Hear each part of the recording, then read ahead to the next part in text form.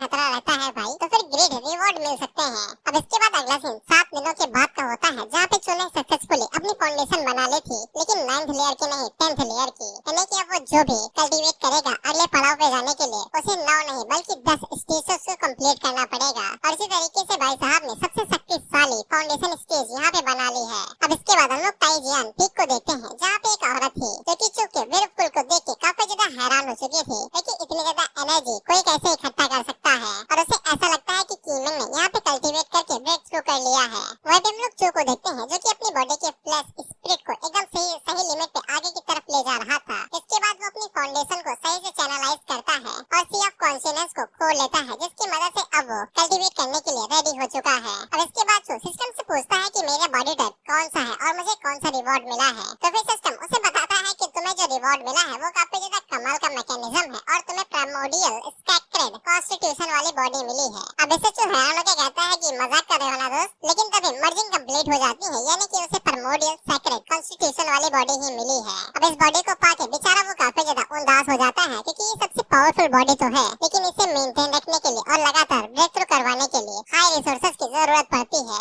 बहुत ही ज्यादा high resources की। यहाँ तक कि इस बॉडी की माइनर स्टेज को कंप्लीट करवाने के लिए भी होली ग्राउंड के पसीने छूट जाने वाले हैं। इसीलिए आसान शब्दों में प्राइमोर्डियल सैक्रेड कॉन्स्टिट्यूशन अभी के लिए सबसे यूजलेस बॉडी टाइप माना जाता है। लेकिन सिस्टम उसे चीयरअप करते हुए कहता है कि बॉस उदास क्यों होते हो, लूट लेना, मार देना, हर किसी को मार देना जिससे आपका कोई एनिमी ही ना बचे। इसके बाद आप आसानी के साथ इस बॉडी टाइप को काफी अच्छे से कल्टीवेट करवा पाएंगे। इस पे जो उससे कहता है मेरी जान तुम्हें पता भी है कि कितने ज्यादा पॉइंट्स की जरूरत पड़ेगी मुझे ब्रेक थ्रू करवाने के लिए, और मैं इतने सारे रिसोर्सेस लेके कहाँ पे आऊंगा। लेकिन जो काफी जल्दी से खुद को संभाल लेता है, ये कहते हुए कि अब जो होना था वो हो चुका है, अब बस मुझे रिसोर्सेस की चिंता करनी चाहिए कि वो मैं लाऊंगा कहाँ से। और तभी उसे कीमिंग के बारे में याद आता है कि जो मास्टर का है वो मेरा ही तो है।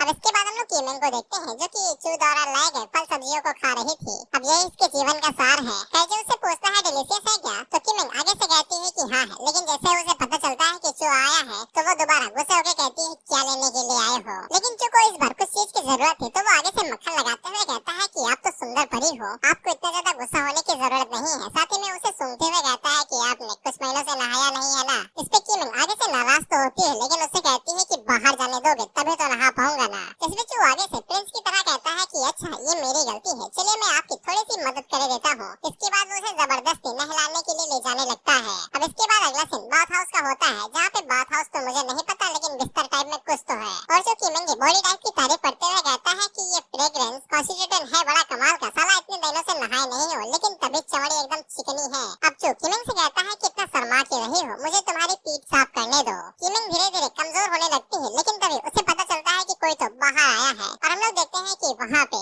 टियानजिन पिक का मास्टर टियानजिन आया था, जो कि कीमिंग से मिलने के लिए आया है। अब इसके बाद चू तो उसकी पीठ साफ करते रहता है पीछे से, और मुझे कुछ अलग से बताने की जरूरत नहीं है, तस्वीर ही काफी है। और कीमिंग टियानजिन से बता देती है कि वो भी कल्टीवेशन के लिए बिजी है, तो वो बाहर नहीं आ सकती है। वह सिस्टम आगे से चू की तारीफ करते हुए कहता है कि तुमसे हरामी लौंडा आज तक नहीं देखा है, टपाटप करते हुए भी, तो दोबारा अपनी मास्टर को ही रगड़ दे। टियानजिन कीमिंग को बताता है कि वो एक 7th ग्रेड की हीलिंग पिल लेके आया है, जो उसके लिए काफी ज्यादा फायदेमंद होगी। लेकिन कीमिंग आगे से मना कर देती है, ये कहते हुए कि उसे बस कुछ दिनों का इंतजार ही करना है। वह सिस्टम चू को धड़ाधड़ रिवॉर्ड दिए ही जा रहा था। अब मैं यहाँ पे कुछ चीजों को स्किप कर देता हूँ जो इनकी बातों और उनकी घमाकप के बीच की है। और तुम्हें तो पता ही है कि मुझे दूसरों का प्यार और सेक्स हजम नहीं होता है। टियानजिन के जाने के बाद अब चू यहाँ पे अपनी असली रंग दिखाता है। पहले तो प्यार से कहता है कि मुझे तो वो काफी पसंद आया, उसकी बांसुरी काफी सुरीली थी, लेकिन बाद में हंसते हुए कहता है कि मास्टर क्योंकि हम दोनों की इंटीमेसी इतनी ज्यादा अच्छी है, तो फिर क्या मैं आपके थोड़े से रिसोर्स ले सकता हूँ। वह सिस्टम धड़ाधड़ चू को रिवॉर्ड देते हुए कहता है, ये कहते हुए कि होस्ट आप तो कमीनेपन की सीधा हदें पार कर दे रहे हैं, सब कुछ छीनने के बाद भी उसके रिसोर्स छीनना चाहते हैं। अब इसके बाद कीमिंग अपनी तिजोरी से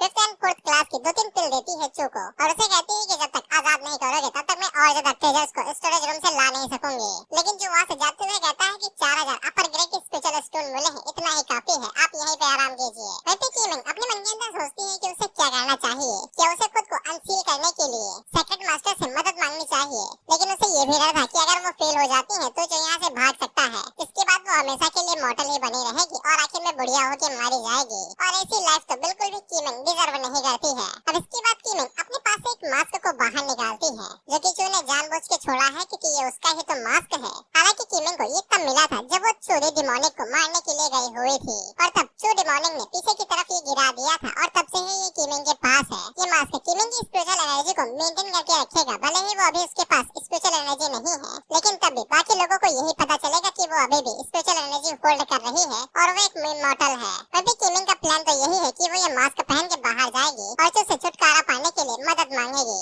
नहीं तो वो हमेशा उसके गुलाम बन के ही रहेगी। वैसे चू को तुरंत पता चल जाता है कि कीमिंग ने उसके मास्क को पहन लिया है, तो चू आगे से कहता है कि बहुत अच्छा है, पहनिए मेरी मास्क, मुझे कोई दिक्कत नहीं है। अगर आप बाहर नहीं घूमेंगे तो फिर मैं शांति से यहाँ पे कल्टीवेट कैसे कर पाऊंगा। वैसे सिस्टम में रिवॉर्ड के तौर पे चू को एक ब्लड शॉट दी थी जो हाई ग्रेड की तो नहीं थी लेकिन काफी ज्यादा ठीक ठाक थी। अब डुअल को एक ही 2 दिन बचे हुए थे, इसीलिए चू को यहाँ पे अपनी कल्टीवेशन सीरियसली बढ़ानी थी। इसीलिए वो जल्दी से शॉर्ट कल्टीवेशन सीखने के लिए अपनी सोल को बाहर निकालता है और शॉर्ट इंटेंट को ढूंढने के लिए चला जाता है। करीब वो 2-3 हजार किलोमीटर का सफर तय करता है और तब जाके उसे एक असली शॉर्ट इंटेंट मिल जाता है। और यहाँ पे हर कोई आ सकता है शॉर्ट इंटेंट को सीखने के लिए, बस उसके अंदर हिम्मत होनी चाहिए। अब इसके बाद चू यहाँ पे अपनी शॉर्ट इंटेंट को सीखना शुरू करता है। तो ये पहले ही इतना हाई लेवल का बंदा था, तो फिर इसके लिए शॉर्ट इंटेंट को सीखना कोई बड़ी बात नहीं थी और ये काफी हाई लेवल के शॉर्ट इंटेंट को सीखता है जो कि 5 एमएलए शॉर्ट इंटेंट में से एक था जिसका एलिमेंट विंड है। अब इसके बाद चू को उसका शॉर्ट इंटेंट मिल चुका था जो कि इसके स्टाइल को फिट बैठता है, तो वो तुरंत वहाँ से सिस्टम की तरफ निकल जाता है ताकि ब्रेक थ्रू करने के लिए थोड़े से पॉइंट को इकट्ठा कर सके। अब इसके बाद हम लोग ताई सूजी नाम की एक औरत को देखते हैं जो कि पूरे ताइजू होली ग्राउंड की मास्टर है और इन्हें पता चल जाता है कि कोई तो अभी के अभी शॉर्ट इंडेंट को यहाँ से लेके गया है। हालांकि जब वो शॉर्ट इंडेंट वाले एरिया को चेक करते हैं तो फिर उन्हें पता चलता है कि जो भी बंदा ये लेके गया है वो यहाँ पे फिजिकली नहीं आया था और उसकी दूरी काफी ज्यादा है। इसके बाद वो शॉर्ट इंडेंट के रियलम को चेक करते हैं तो फिर उन्हें पता चलता है कि ये शॉर्ट गॉड रियलम था जो कि अनलिमिटेड ब्लेड रियलम से आया है और 30,000 सालों में सिर्फ पोसेडो एम्परर ही इसे अचीव कर पाए थे। और उन्हें काफी हैरानी होती है कि साला इस जमाने में कोई इतना शक्तिशाली पैदा हो गया क्या। अब इसके बाद अगला सीन डायरेक्ट डुअल वाले दिन का होता है और सभी लोग डुअल एरिया के आसपास इकट्ठा हो चुके थे। अब इसके बाद हम लोग जियानलिंग जुनटियान पीक के 2 डायरेक्ट डिसिपल्स को देखते हैं। अब इन दोनों की बातों पे ज्यादा गौर नहीं करते हैं क्योंकि वैसे भी ये लोग मरने ही वाले हैं कुछ चैप्टर के अंदर। और तभी इन दोनों के बगल में एक औरत आके खड़ी हो जाती है। इसका नाम जूनियर जू था और ये जू हमें आगे से बताती है कि इसी की वजह से ये डुअल हो रहा है। दरअसल असली वाला चू इसी के पीछे दुआना था और इसी के चक्कर में उसने डुअल के लिए चैलेंज किया था और अपने कल्टीवेशन को गवा दिया था। हालांकि इन लोगों को पूरा यकीन था कि चू यहाँ पे आके मारा ही जाएगा, भले ही चाहे जो कुछ भी कोई उखाड़ ले। अब मैं यहाँ पे पीक को ऐड नहीं करूंगा, नहीं तो मैं पीक हो जाऊंगा। अब इसके बाद हम लोग देखते हैं कि वहाँ पे तायो नाम की एक फिफ्थ सिस्टर नाम की कोई लड़की आती है और सभी लोग इसके दीवाने हो रखे हैं और ये चू को सपोर्ट करने के लिए आई हुई है। अब इसके बाद चू वहाँ पे आ जाता है। वैसे तायो चू से कहती है कि जब तक वो यहाँ पे है उसे कोई भी हर्ट नहीं करेगा, लेकिन चू उसे बताता है कि चिंता ना करो, मैंने सब कुछ पहले ही सेट कर लिया है और इसमें तुम्हारी कोई भी गलती नहीं है। अब इसके बाद चू की नजर जू के ऊपर पड़ती है और उसे समझ में आ जाता है कि यही है बिस्की बेला, इसी की वजह से सारे बवाल हो रहे हैं। और वो कहता है कि दिखने में तो ठीक है लेकिन कल्टीवेशन एवरेज है, यानी कि भाई का इंटरेस्ट तुरंत खत्म। वैसे जू को महसूस हो जाता है कि चू पूरी तरीके से अलग ही इंसान है। अब इसके बाद मिंग नाम के बंदे के बीच में डुअल होने वाला था तो वो एरिना के बीच में आ जाता है और वो चू को एरिना के अंदर बुलाने लगता है, लेकिन चू आगे से कहता है कि रुको, मुझे अभी कुछ कहना है। दरअसल चू अब यहाँ पे इतनी बुरी तरीके से चूना सबको लगाने वाला है कि किसी ने सोचा भी नहीं होगा। चू अपने पास से 7th ग्रेड की स्काई मिस्टिक पिल निकालता है जो कि बाटली के अंदर 6 थी, जो कि काफी ज्यादा हाई क्वालिटी की बनी हुई थी। सिस्टम उससे कहता है कि you are the most able person bro, you are taking advantage bro. सभी लोगों ने इन पिल्स के बारे में सुन रखा था तो फिर उन्हें काफी ज्यादा हैरानी होती है कि ये अब यहाँ पे पिल्स के साथ क्या करने वाला है। अब इसी बीच हम उन दोनों भाइयों में से एक को देखते हैं और इसे पिल की सख्त जरूरत थी क्योंकि इसने हाल ही में ब्रेक थ्रू किया था। इसलिए वो चू से पूछता है कि भैया बताओ तुम क्या शर्त पे लगाने वाले हो। अब इसके बाद चू वहाँ पे से कहता है कि तुम लोगों को इस 7th ग्रेड की पिल के बारे में नहीं पता होगा, इसीलिए वो टियानजिंग पीक के एल्डर से पूछता है कि आपको इसके बारे में पता है। तो एल्डर आगे से बताते हैं कि ये पिल बहुत ज्यादा हाई लेवल की है और ये बहुत ज्यादा महंगी बिकती है और साथ ही में इसकी शॉर्टेज बहुत ज्यादा कम है और इसलिए इस पिल की कीमत 6 million high tyre spiritual stone के बराबर होनी चाहिए। सबको समझ में आ जाता है कि ये पिल कितनी ज्यादा कीमती है, तो फिर चू वहाँ पे चाले चलना शुरू करता है और वो उन लोगों से कहता है कि तुम लोग दाव पे क्यों कुछ नहीं लगाते हो और अगर तुम्हारे पास पैसे नहीं है तो फिर तुम लोग ग्रुप बना सकते हो फंड्स को इकट्ठा करके, और अगर तुम लोग जीत जाते हो तो फिर तुम लोग इसे आपस में भी तो बांट सकते हो। इससे वो लोग खुश हो जाते हैं और सभी लोग अपना अपना स्पिरिचुअल स्टोन मिला के वहाँ पे सब कुछ दाव पे लगाने लगते हैं। लेकिन सबको यकीन था कि चू ही हारा जाएगा तो वो सभी लोग मिंग के ऊपर ही दाव लगाते हैं। वहीं पे चू तो सब कुछ हरामी बना कर ही रहा था तो वो आगे से हंसते हुए एल्डर से भी कहता है कि आप इनके ऊपर नजर रखिएगा कहीं कुछ कोई चुरा न ले जाए। इसके बाद वो एरिना के अंदर चला जाता है फाइट करने के लिए। और फिर मिंग को अभी भी लग रहा था कोचों को आसानी के साथ कुचल सकता है। तो जी यहाँ पे उसे साफ बता देता है कि ये वाला मैच लाइफ एंड